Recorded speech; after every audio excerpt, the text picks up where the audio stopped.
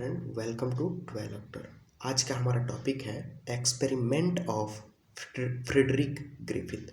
ठीक है, तो आज इस एक्सपेरिमेंट के बारे में हम पूरी डिटेल जानेंगे। देखिए, डीएनए इज जेनेटिक मटेरियल, इसको प्रूफ करने के लिए हमारे सिलेबस में 3 एक्सपेरिमेंट दिए गए हैं। ठीक है, उस एक्सपेरिमेंट तीनों एक्सपेरिमेंट में ये पहला एक्सपेरिमेंट है। ठीक है, इसके बाद एक और एक्सपेरिमेंट है जो मैक्लियड और काटे का है, और एक और एक्सपेरिमेंट है जो हर्शे और चेज का है।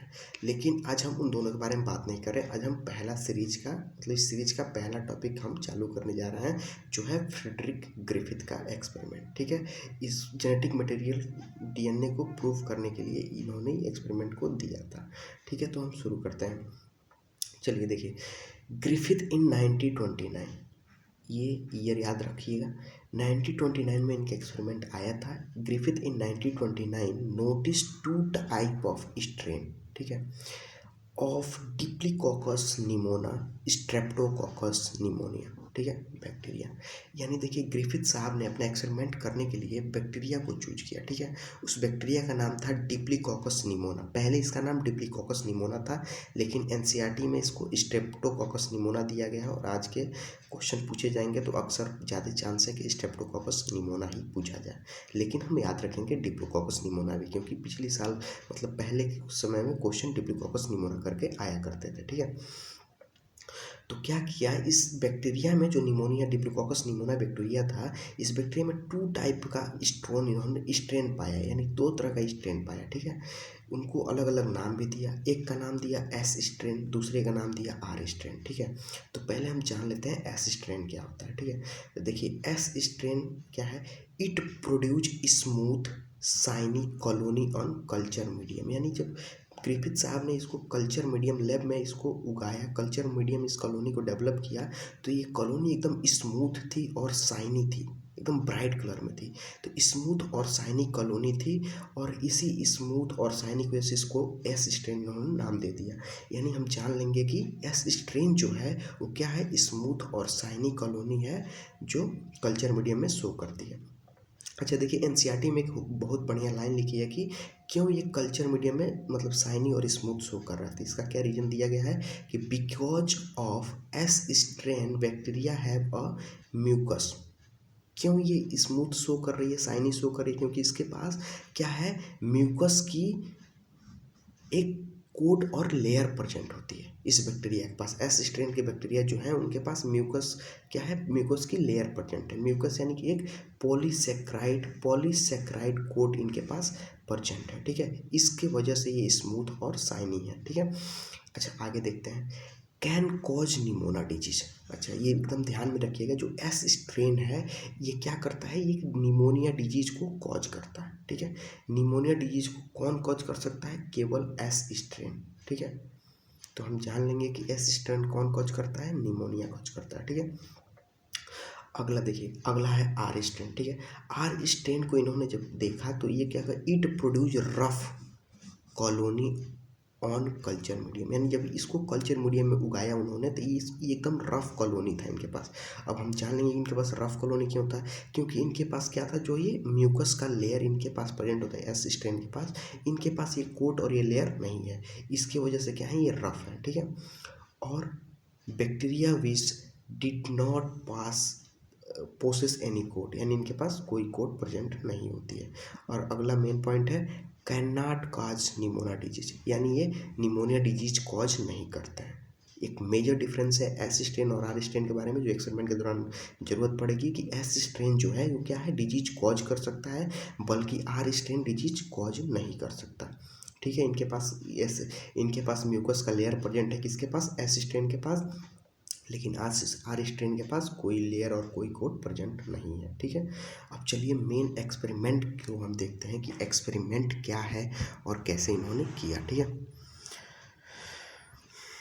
तो देखिए पहले क्या किया इन्होंने, 4 स्टेप में टोटल एक्सपेरिमेंट को प्रोसेस कराया। ठीक है, तो पहले इन्होंने क्या किया, एस स्ट्रेन को लिया, यानी लाइव एस स्ट्रेन। अच्छा, हम पहले जान लेंगे कि एस स्ट्रेन जो है क्या है, ये डिजीज कॉजिंग है, यानी ये निमोनिया डिजीज कॉज कर रहा है। ठीक है, तो क्या किया, एस स्ट्रेन इंजेक्ट इन माइका। ठीक है, यानी माइस यानी चूहे के शरीर के अंदर इन्होंने एस स्ट्रेन का क्या इंजेक्ट कराया। अब क्या हुआ, चूहा डाई यानी चूहा मर गया, ठीक है। माइस डाई ड्यू टू निमोनिया, ठीक है। निमोनिया की वजह से क्या हुआ, माइस मर गया, ठीक है। एस स्ट्रेन को क्या किया इन्होंने, पहले माइस के अंदर इंजेक्ट कराया, जिस मतलब क्योंकि हम जानते हैं कि एस स्ट्रेन क्या है, बीमारी कॉज करता है, ये निमोनिया डिजीज कॉज करता है। इसके वजह से क्या हुआ, माइस मर गया, ठीक है। अब दूसरा क्या है, आर स्ट्रेन, दूसरा स्टेप इन्होंने कराया, क्या किया, आर स्ट्रेन लाइव यानी जिंदा आर स्ट्रेन को क्या किया, इंजेक्ट इन माइस, ठीक है। माइस के अंदर क्या किया, आर स्ट्रेन को इन्होंने इंजेक्ट कराया, लाइव माइस, नो सिम्टम, लाइव जिंदा रहा। क्योंकि हम पहले भी जान चुके हैं कि एस स्ट्रेन है केवल यही डिजीज कॉज करता है, बल्कि आर स्ट्रेन के पास कोई डिजीज करने की क्षमता नहीं है। क्यों, क्योंकि एस स्ट्रेन के पास क्या है, कोट प्रेजेंट है, बल्कि आर स्ट्रेन के पास कोई भी कोट नहीं प्रेजेंट, इसके पास म्यूकस की एक लेयर प्रेजेंट है, उसकी वजह से क्या करता है, डिजीज कॉज करता है, ठीक है। तो क्या हुआ, एस स्ट्रेन के अंदर जब इन्होंने इंजेक्ट कराया चूहे के अंदर एस स्ट्रेन इंजेक्ट कराया, तो क्या हुआ, चूहा मर गया ड्यू टू निमोनिया की वजह से।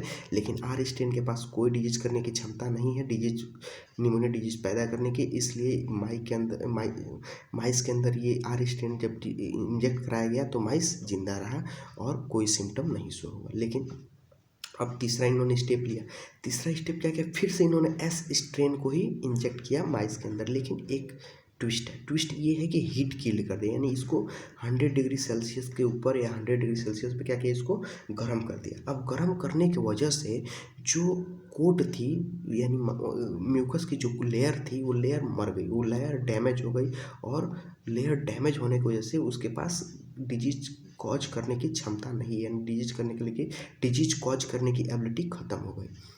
तो क्या किया इन्होंने, इंजेक्ट इनटू माइस, फिर इन्होंने क्या किया, एस स्ट्रेन हीट किल्ड को माइस के अंदर इंजेक्ट कराया, live mice with no symptom. तो ये होना ही था, क्योंकि एस स्ट्रेन को क्या किया इन्होंने, हीट किल कर दिया, हीट किल करने के बाद लेयर ही खत्म हो गई, जब उसके पास फिर वही बात हो गई, आर स्ट्रेन जैसा हो गया, क्योंकि इसके पास बीमारी पैदा करने की क्षमता ही नहीं रही, माइस जिंदा रहा, कोई सिम्टम नहीं रहा। अब इन्होंने चौथा कराया है एक्सपेरिमेंट, चौथा स्टेप जो है इस एक्सपेरिमेंट का, ये बहुत ही मेजर है और यही मेन है इस पूरे एक्सपेरिमेंट का। तो देखिए क्या किया उन्होंने, क्या किया, एस स्ट्रेन हीट किल्ड, ठीक है, एक लिया एस स्ट्रेन हीट किल्ड और आर स्ट्रेन लाइव। अब देखिए इसका ट्विस्ट ये है कि एस स्ट्रेन हीट किल्ड हम पहले से जानते क्या है, ये मरा हुआ है, क्योंकि ये जब स्लाइम लेयर खत्म हो गया, म्यूकस लेयर खत्म हो गया। अब म्यूकस लेयर खत्म हो जाने की वजह से कोई डिजीज कॉज करने की इसके पास क्षमता ही नहीं है, तो यानी एस स्ट्रेन क्या हुआ, ये भी मरा हुआ है, मतलब ये भी डिजीज कॉज नहीं कर सकता, और आर स्ट्रेन तो पहले से ही कॉज नहीं कर सकता, क्योंकि उसके पास म्यूकस का लेयर नहीं है। तो इन दोनों के पास डिजीज कॉज करने की क्षमता नहीं है, हम पिछले एक्सपेरिमेंट से जान चुके हैं, पिछले स्टेप से हम जान चुके हैं। लेकिन इंजेक्ट इनटू माइस, लेकिन जब माइस के अंदर इंजेक्ट कराया गया तो हमें एक चौंकाने वाला रिजल्ट मिला, क्या हुआ, माइस डाई ड्यू टू निमोनिया की वजह से माइस मर गया, ठीक है। तो ये हुआ कि एस स्ट्रेन और आर स्ट्रेन के पास तो बीमारी क्षमता, एस स्ट्रेन हीट किल्ड और आर स्ट्रेन लाइव के अंदर बीमारी पैदा करने की क्षमता थी ही नहीं, लेकिन फिर भी क्या हुआ, माइस मर गया, क्यों, निमोनिया की वजह से। तो क्या मतलब इसके अंदर क्या कारण था, क्या मैटर था जिसकी वजह से ये मर गया, उसी को ये आगे बताते हैं, ठीक है। चलिए देखते हैं।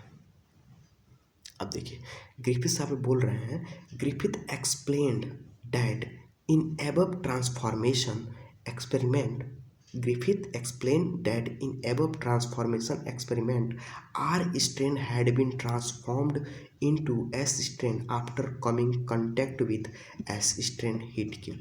यानी ग्रिफिथ साहब बोल रहे हैं कि क्या हुआ, R strain क्या हुआ, ट्रांसफर हो गया किसमें, S strain में, यानी बीमारी R strain के पास बीमारी पैदा करने की क्षमता नहीं थी, ये कन्वर्ट हो गया S strain यानी बीमारी पैदा करने की श्रेणी में। किसके वजह से, जब ये क्या हुआ, आर स्ट्रेन क्या हुआ, एस स्ट्रेन हीट किल, यानी एस स्ट्रेन हीट किल के कांटेक्ट यानी उसके करीब हुआ, तो जब उसके कांटेक्ट में आया तो क्या हुआ, ये एस स्ट्रेन में कन्वर्ट हो गया आर स्ट्रेन, ठीक है। अब ये क्यों कन्वर्ट हो गया, मतलब क्यों कन्वर्ट हो गया, इसके पीछे की रीजन क्या थी, वो रीजन इन्होंने नहीं बताया, ये फेल हो गए, ठीक है, ये उसको एक्सप्लेन नहीं कर पाए, Griffith fail to explain all this things, ठीक है। लेकिन कुछ और इन्होंने पॉइंट बोला, आगे हम देख लेते हैं। ट्रांसफॉर्मेशन इज ट्रांसफार्मिंग प्रिंसिपल, यानी जो ट्रांसफॉर्मेशन हो रही है आर स्ट्रेन एस में कन्वर्ट हो जा रहा है, उस ट्रांसफॉर्मेशन को इन्होंने एक नाम दिया ट्रांसफॉर्मिंग प्रिंसिपल। इसको याद रखेंगे, क्वेश्चन पूछा जा सकता है 1 नंबर में।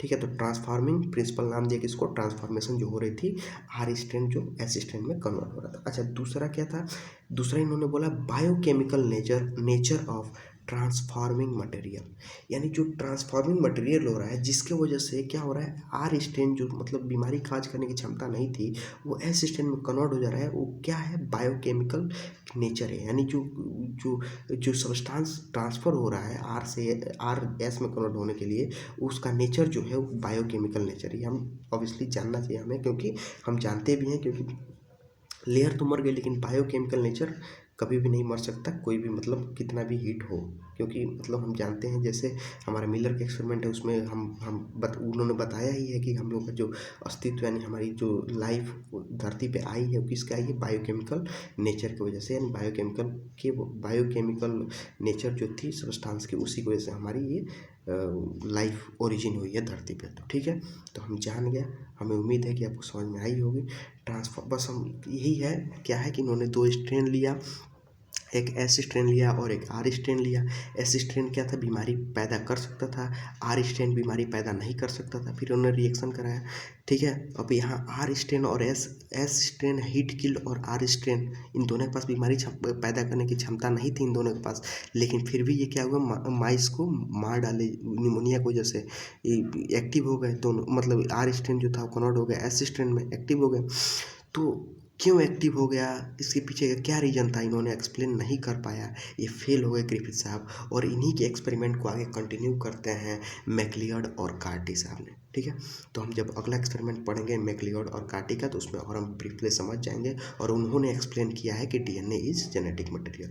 हमें बट ये मत समझिएगा कि इन्होंने एक्सप्लेन नहीं किया तो ये एक्सपेरिमेंट क्या है उतनी काम करनी है, it is very important because it is the base of MacLeod और कार्टी एक्सपेरिमेंट। ये बेस है उनके एक्सपेरिमेंट का, और ये बहुत इन्हीं के एक्सपेरिमेंट को देख के, इन्हीं से इंस्पायर होकर उन्होंने एक्सपेरिमेंट को आगे कंटिन्यू किया है। हमें उम्मीद है समझ में आई होगी, नोट्स बना लीजिएगा, बहुत अच्छी नोट्स हमने बनाई है। और वीडियो देखने के लिए धन्यवाद। आप चाहे तो चैनल को लाइक कर सकते हैं, सब्सक्राइब कर सकते हैं, वीडियो को लाइक कर सकते हैं, चैनल को सब्सक्राइब कर सकते हैं। शुक्रिया।